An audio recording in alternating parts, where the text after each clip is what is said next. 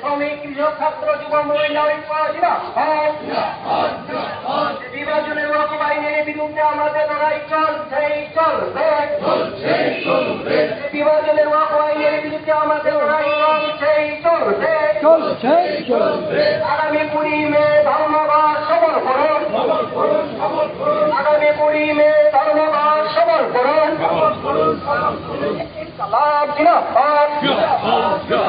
যোগ্যদের চাকরির ফেরতের দাবিতে সমস্ত মানুষ এক হও। যোগ্যদের চাকরি ফেরতের দাবিতে সমস্ত মানুষ এক হও।